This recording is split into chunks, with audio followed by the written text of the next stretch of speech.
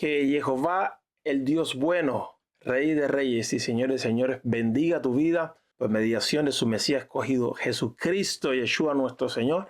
Aquí estamos nuevamente con el capítulo número 2 de esta serie sobre escudriñar en las Escrituras, y espero que hayas venido hoy con la disposición que plantamos desde el comienzo en el primer capítulo. Estamos aquí para arremangarnos nuestras camisas de la investigación y revisar lo que está escrito por lo que tus ojos y mis ojos puedan observar. Damos gracias a Dios por todos los recursos que tenemos, todo el acceso que tenemos. Damos gracias a Dios por tu vida, por estar acá con nosotros, por estar participando en lo que esta familia Libres por la Verdad está haciendo. Si eres nuevo, bienvenido, bienvenida, suscríbete y no te perderás nada más de lo que estamos haciendo aquí. Si eres miembro ya de esta familia, pues te damos también la bienvenida y esperemos que en esta te podamos bendecir como en la primera sesión. Compartir es lo mejor que puedes hacer por esto. Vamos a investigar hoy. Traemos el segundo concepto que debemos conocer antes de entrar en el tema que provocó este debate.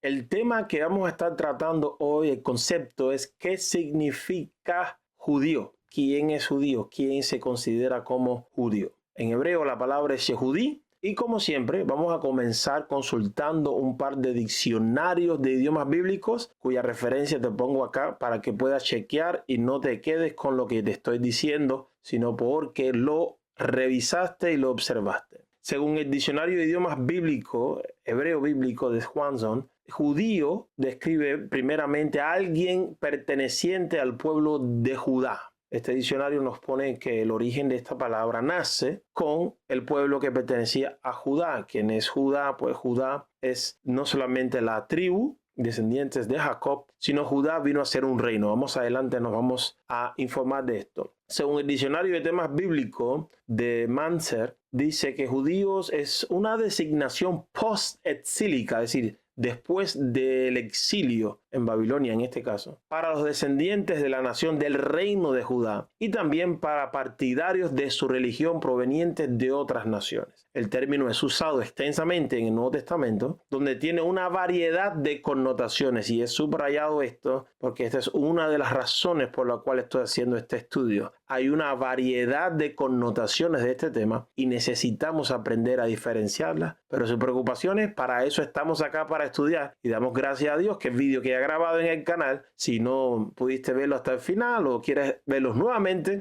estás a un clic de distancia de revisar todo el material que te estamos dejando acá. Vea que ya pasa de ser de descendientes de la nación del reino de Judá, sino a los partidarios de la religión proveniente del reino de Judá, pero que alcanza a otras naciones. Según el nuevo diccionario de la Biblia de Lockhart, dice que después que el reino de Israel se dividió con 10 tribus al norte, conocido como el reino de Israel, otras veces como Efraín, y 2 tribus al sur, estas dos últimas continuaron utilizando la designación de Judá. Por lo tanto, a sus habitantes se les fue llamando judíos, sin tener en cuenta si eran de la tribu de Judá o de Benjamín. Pero al ser destruido el reino del norte, el reino de Israel, la connotación del nombre dejó de relacionarse solamente con el reino de Judá, que nos expone este nuevo diccionario de la Biblia, que en los orígenes el término fue designado para el reino del sur, para las 2 tribus, después de la división del reino, 10 tribus al norte y las 2 tribus al sur, Benjamín y Judá. Y naturalmente algunos levitas que estaban, pero no como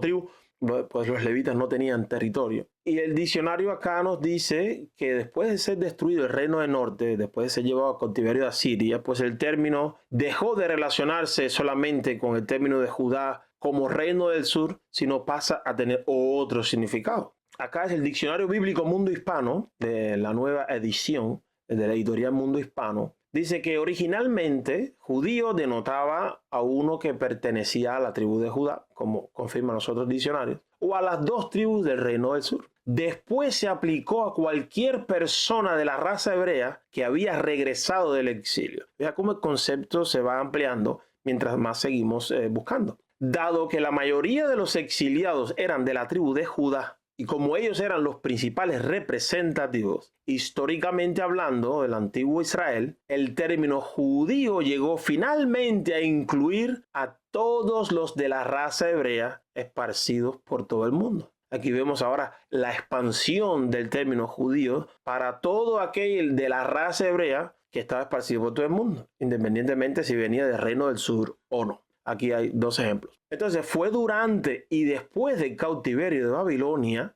esta es la primera conclusión que podemos sacar acá, que este adjetivo judío se afianzó como un título con un sentido más extenso para referirse a los habitantes del reino de Judá. En el libro de Esther, capítulo 3, versículo 4, día tras día se lo reclamaban, pero él no les hacía caso. Por eso lo denunciaron a Amán para ver si seguía tolerándose la conducta de Mardoqueo, ya que éste les había confiado que era judío. Mardoqueo le confiesa a aquellos funcionarios, a aquellos de la camada de Amán, que él era judío. Hay usos preexílicos de la palabra judío, algo importante también, pero son referencias a los pertenecientes al reino de Judá, lugar donde el rey David comenzó su reinado, o donde el profeta Jeremías, que todas estas citas que te quedan acá de tarea son del libro del profeta Jeremías, él usa el término en estas ocasiones para referirse al reino de Judá. Recuerda que Jeremías profetizó en el reino del sur cuando el reino del sur todavía estaba en su territorio en Jerusalén, en el sur de Israel. Y usa el término judío refiriéndose a los habitantes del reino del sur, y como pudimos comprobar en los materiales anteriores citados, el término, una vez que desaparece el reino del norte, pues el término deja esas significaciones solamente para los del sur. Para hablar sobre este concepto es importante conocer estos datos históricos. Es decisivo para entender el uso que se le otorga al término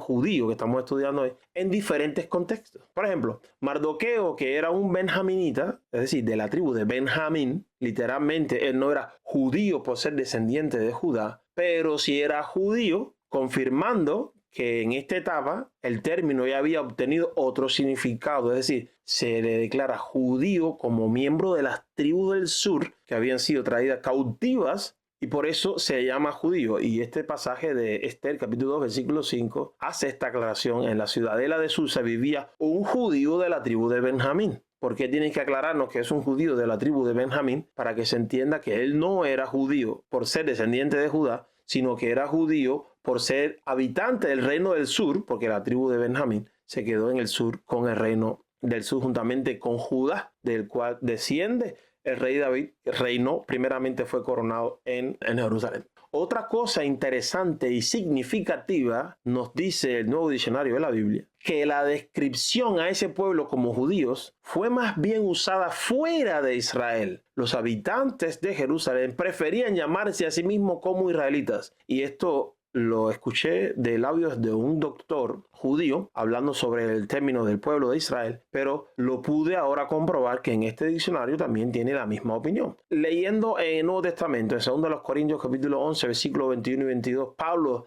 dice: con vergüenza lo digo, como que hemos sido débiles, pero en lo que otro se atreva, hablando con locura, yo también me atrevo. ¿Son hebreos? Yo también. ¿Son israelitas? Yo también. ¿Son descendientes de Abraham? Yo también. Vea que Pablo usa el término ¿son israelitas? Yo también. En los tiempos del Nuevo Testamento, esta palabra se utiliza ya en diferentes sentidos, variando su uso tanto para los habitantes de Judea, como está el caso de Mateo capítulo 2, versículo 2, o para la nación de los israelitas en general, como vimos que cuando desaparece el reino del norte, ya el término judío deja de ser solamente para el sur, sino para todo el reino de Israel, incluso para los hebreos que vivían esparcidos por el mundo. Así es el uso que se le da en Hechos 10:28, como para los religiosos practicantes del sistema de fe conocido como judaísmo. Y es el caso de Marcos capítulo 7, versículo 3. Y estos últimos se distinguían incluso de otros israelitas. Vamos a leer juntos Marcos 7:3 para que veas el concepto que estamos hablando. Vamos a leer del versículo 1. Marcos 7:1, leo la Reina Valera actualizada. Se juntaron a Jesús los fariseos y algunos de los escribas que habían venido de Jerusalén. Ellos vieron que algunos discípulos de él estaban comiendo pan con las manos impuras, es decir, sin lavar. Pues los fariseos y todos los judíos, si no se lavan las manos hasta la muñeca, no comen porque se aferran a la tradición de los ancianos. Vea que este grupo, los fariseos y todos los judíos, está hablando de aquellos que son practicantes de un grupo de enseñanzas, debates, tradiciones, historias e incluso fábulas de los dirigentes espirituales de la nación de aquel tiempo. Aquí judío se refiere a estas personas. Hay otro ejemplo en Juan 8:31, cuando Jesús habla estas palabras que dan de paso de identidad para este canal Libres por la Verdad. Suscríbete y disfruta de todo el material. Más de 500 vídeos están aquí a tu disposición. Por tanto, Jesús decía a los judíos que habían creído en él: si vosotros permanecéis en mi palabra, seréis verdaderamente mis discípulos y conoceréis la verdad, y la verdad os hará libres. Amén. Judíos que habían creído en él. ¿A quién se refería? Los judíos, sus discípulos eran judíos. Aquí judíos se refiere a practicantes del sistema religioso de judaísmo que, a pesar de tener ese tipo de fe, habían creído en Jesús, y él le dice: lo que lo va a hacer ustedes discípulos es si permanecen en mi palabra. Juan 1:19 habla de esta distinción que les mencionaba anteriormente. Este es el testimonio de Juan cuando los judíos de Jerusalén enviaron sacerdotes y levitas a preguntarle quién era. ¿Por qué especifica a los judíos de Jerusalén? Porque ellos se diferenciaban entre ellos: judíos de Jerusalén, los judíos de Galilea, los judíos de la diáspora, los judíos helenistas, y tenían diferentes formas de describirse. Entonces el término judío tiene incluso esta distinción. Lo que trae confusión a nosotros, sobre todo a los cristianos, es que judío también viene a ser un término religioso. ¿A qué me refiero? Otra de las extensiones que experimentó el término judío fue en el ámbito religioso. Ya en la época del cautiverio, el cautiverio que sufrió el reino del sur, el reino de Judá, se dice lo siguiente en el libro de Esther. En el libro de Esther, capítulo 8, versículos 16 y 17. Para los judíos, aquel fue un tiempo de luz y de alegría, júbilo y honor. En cada provincia y ciudad a donde llegaba el edicto y la orden del rey, había alegría y regocijo entre los judíos, con banquetes y festejos. Este es el origen de la fiesta nacional judía del Purim. Y muchas personas de otros pueblos se hicieron judíos por miedo a ellos. Evidentemente se habla de personas fuera del territorio de Israel, no eran israelitas, pero se hicieron judíos. ¿Qué significa que se hicieron judíos? Esto no es por un asunto étnico, no les dieron el pasaporte judío, por hablar en términos actuales, sino por un tema de fe, de creencias y prácticas de la religión del pueblo judío. Es imprescindible, repito una y otra vez, entender esto para una buena interpretación, para comprender y discernir entre los diferentes usos de esta palabra. Fueron estos judíos, en plural es Yehudim, los practicantes de este sistema religioso y fundamentalmente sus líderes. Digo sistema religioso con todo el respeto que se merecen los judíos, aunque ellos te van a decir que no son un sistema religioso, sino un tipo de fe, pero yo le llamo sistema religioso. ¿Por qué? Porque vamos a ver que mucho de lo que domina esta manera de pensar ha sido establecido por hombres y no por Dios. Fueron estos practicantes y fundamentalmente su liderazgo los que se opusieron al Señor Jesucristo, ya que su mensaje contradecía abiertamente sus tradiciones establecidas por hombres. Aquí hay varios ejemplos: Juan capítulo 6, Juan capítulo 8, Juan capítulo 10, y lo va a ver desde el principio hasta el final, que el Señor sufrió oposición precisamente de esta élite judía religiosa. Juan capítulo 2, versículos 17 y 18 es otro ejemplo. Sus discípulos se acordaron de que está escrito: el cielo por tu casa me consumirá. Eso fue cuando hizo unas cuerdas y destruyó las mesas de los cambistas en el templo. Entonces los judíos reaccionaron. ¿Qué judíos? Pues los líderes religiosos, preguntándole: ¿qué señal puedes mostrarnos para actuar de esta manera? Es una de las tantas veces que se le opusieron. Pero al mismo tiempo, y esta realidad no puede ser obviada, hermanos y hermanas, sus primeros discípulos y sus apóstoles fueron judíos. Muchas veces hablamos: Israel rechazó al Mesías, pero Israel fue también el primero que aceptó al Mesías. Los judíos despreciaron al Mesías que Dios les envió, pero los judíos al mismo tiempo fueron los primeros que aceptaron al Mesías que Dios envió. Y ellos eran judíos en dos sentidos. Primero, por pertenecer a la nación de Israel, como hemos visto en el concepto de judío, por venir de esa tierra. Y también eran judíos porque fueron practicantes de la religión de judaísmo antes de conocer a Jesús como su Mesías y seguir su evangelio. Tenemos un ejemplo acá en Hechos capítulo 6, versículo 1. Por aquellos días, al multiplicarse el número de los discípulos, surgió una queja de parte de los judíos helenistas en contra de los judíos nativos, porque sus viudas eran desatendidas en la distribución diaria de los alimentos. ¿Quiénes eran los judíos helenistas? Eran los procedentes de otras regiones de habla griega, en contraste con los judíos nativos, los judíos de Jerusalén, los que hablaban hebreo, por ser originarios de ese lugar. Pero a ambos grupos, tanto los judíos de Jerusalén como los judíos helenistas, son contados dentro del grupo de los discípulos del Mesías y estaban siendo guiados por los apóstoles del Mesías. Entonces eran judíos en estos dos sentidos. Judíos por pertenecer a la nación, por practicar también la fe del judaísmo, aunque estaban viviendo algunos fuera del territorio que Dios le entregó a su pueblo Israel. Otro ejemplo que encontramos también en el libro de los Hechos es en Hechos 21:20. Cuando ellos lo oyeron, glorificaron a Dios y le dijeron: ya ves, estos los líderes de Jerusalén hablando con el apóstol Pablo, ya ves, hermano, cuántos millares de judíos hay que han creído. Antes de que creyesen millares de gentiles el evangelio de Jesucristo, millares de judíos habían creído y todos continuaban siendo celosos por la ley. Este capítulo 21 es muy interesante y lo vamos a estar tratando en un capítulo donde vamos a estar analizando las opiniones de Pablo. Y quién sabe, a lo mejor la opinión de Pablo nos lleva 2 o 3 capítulos. El apóstol Pablo se declaró abiertamente como judío, reconociendo tanto como su origen como también los orígenes de su fe. Vamos a ver juntos estos dos ejemplos en Hechos, capítulo 21, versículo 39, y la historia continúa en el capítulo 22. Entonces dijo Pablo: a la verdad yo soy judío, ciudadano de Tarso de Cilicia, una ciudad no insignificante, y te ruego, permíteme hablar al pueblo.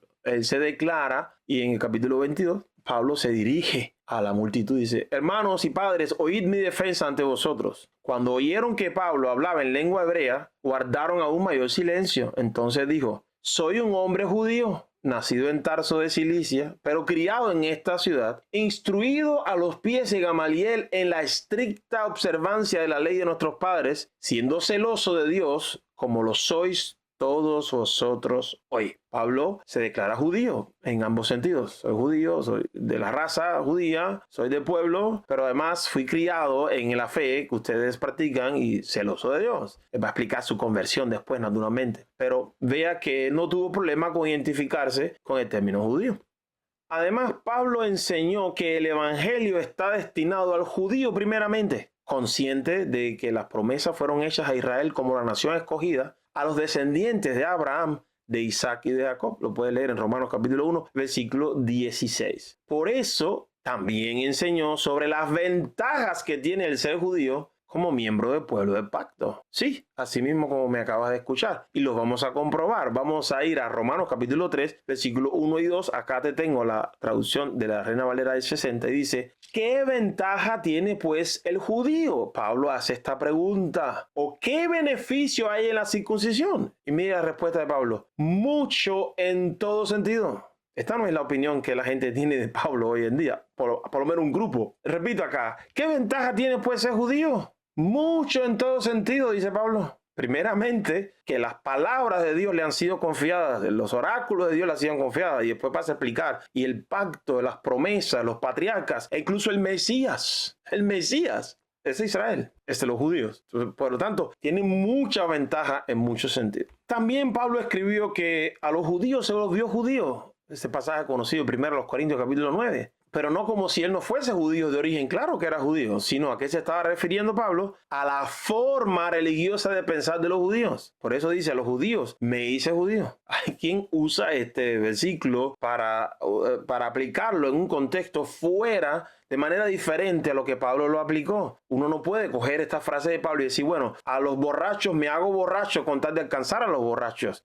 Eso no es lo que estaba diciendo Pablo. Pablo estaba usando el término judío acá como el uso que se le daba a los que seguían una manera específica de practicar la fe y de llevar una relación con Dios. Al igual que su Mesías, Pablo luchó por liberar a los creyentes de las tradiciones de los hombres enseñadas por el judaísmo como sistema religioso. Y ya te adelanto acá, nuestro próximo capítulo va a tratar del judaísmo. Pablo, al igual que su Mesías, sufrió mucha oposición de parte de sus compatriotas. Lo puedes revisar ahí en Hechos capítulo 25. Pero, interesantemente, Pablo hizo esta declaración en lo referente al ser judío y a la fe en Dios. Y vamos a ir despacio acá, y si no me doy a entender bien en lo que voy a explicar ahora, por favor, ponlo en los comentarios, envía una pregunta por privado, como quieras que sea. Pero esto es un ejemplo de los más evidentes para mí de lo necesario que es entender los diferentes usos que se le da al término judío. Lastimosamente hay un sentimiento antisemita peligroso y diabólico en este mundo, y todo lo que se llama judío levanta una reacción que no debería. Pero aquí estamos para estudiar, para entender qué es lo que dice la palabra. Préstame atención. En Romanos capítulo 2, versículos 28 y 29. Lo exterior no hace a nadie judío, ni consiste la circuncisión en una señal en el cuerpo. El verdadero judío lo es interiormente, y la circuncisión es la del corazón, la que realiza el espíritu, no el mandamiento escrito. Al que es judío así, lo alaba a Dios y no la gente. Al que es judío así, lo que está explicando Pablo, lo alaba a Dios y no la gente. ¿A qué se refiere acá Pablo? Pablo describe aquí el ser judío como el tener una relación adecuada con Dios, una relación basada en un pacto. Entonces no está hablando de el ser judío como perteneciente de la tribu de Judá, ni está hablando del ser judío por ser del reino del sur, ni está hablando de ser judío en ser practicante de un sistema religioso específico, sino está hablando de que ser judío es aquel que tiene una relación adecuada con Dios basada en un pacto. Por eso es que él explica que si un gentil que no es judío ni de nacimiento, ni jamás en su vida ha practicado el sistema religioso de judaísmo, pero que observa obedientemente las estipulaciones del pacto reveladas, las instrucciones reveladas del Altísimo, aunque no lleve una señal en su cuerpo, escribió Pablo, se le puede considerar genuinamente como un judío. ¿En qué sentido y por qué Pablo escribe esto? Porque él consideró como judío aquel que pertenece al pueblo relacionado con Dios por pacto. Ese mismo ser judío que en el siguiente capítulo, este final del capítulo 2, el capítulo 3 dice, ¿qué ventaja tiene ser judío? Mucha y en todo sentido. De esto es lo que está hablando Pablo acá. Y considerando a un judío como parte del pueblo relacionado con Dios por pacto, él describe que lo exterior no hace judío a nadie de esta manera. Usted puede ser judío porque es descendiente de un judío, o puede ser judío por ser descendiente de la tribu de Judá, pero puede estar viviendo fuera del pacto, puede estar viviendo como alguien que no tiene pacto, y eso, según la sangre o el pasaporte, no te hace ser judío. Lo exterior no hace judío a nadie, es la explicación del apóstol, sino lo que esté afirmado en el interior de la persona. Esa es la declaración de judío según Pablo acá. Pablo consideró aquí el ser judío a alguien que en su corazón está apartado, santificado para Dios y que vive para honrar su pacto. Este uso del término judío no tiene ninguna connotación negativa. ¿Por qué lo sé? Porque dice la Escritura que el que es judío así es alabado por Dios mismo. Un comentario bíblico interpreta estas palabras de Pablo de la siguiente manera. Ser judío no depende en última instancia de evidencias observables, sino de la condición del ser interior de la persona. La circuncisión genuina es la del corazón, una expresión del Antiguo Testamento.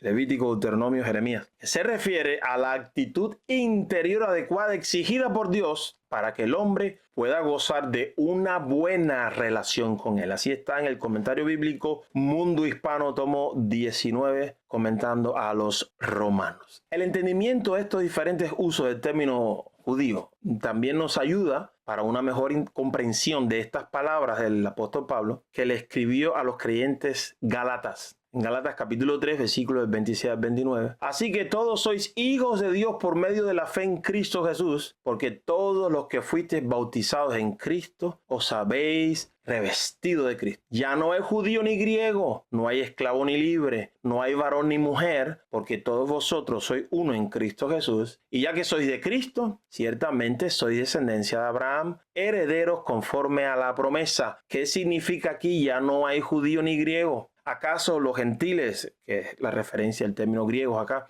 perdemos nuestro origen? ¿Acaso dejé de ser cubano? ¿O acaso pierden los judíos su nacionalidad perteneciente al pueblo judío por estar en Cristo Jesús? Obviamente que no. Usted no puede usar ese pasaje para decir eso, porque tendría que decir que ya no hay hombre ni mujer. Y lastimosamente algunos lo están viendo así. Pero el hombre sigue siendo hombre y la mujer sigue siendo mujer. ¿A qué se está refiriendo el apóstol Pablo acá? De que no hay judío, ya no hay judío ni griego en Cristo Jesús. La referencia del apóstol es a la creencia con la que la persona estaba identificada, al tipo de religión que se practicaba, a la fe, o a aquello en lo que teníamos puesta nuestra esperanza, aquello con lo cual nos identificábamos. Pablo dice que en Cristo ya esa no es nuestra identidad, sino que somos ahora todos uno, miembros del cuerpo del Mesías. En nuestro Mesías Yeshua, todos venimos a ser descendencia de Abraham, aleluya. Aquel a quien se le entregó la promesa que alcanzaría los confines de la tierra. Y por consiguiente, tanto unos como otros, tanto gentiles como judíos, somos herederos de Abraham. Y la Biblia dice algo más importante todavía, coherederos con Cristo.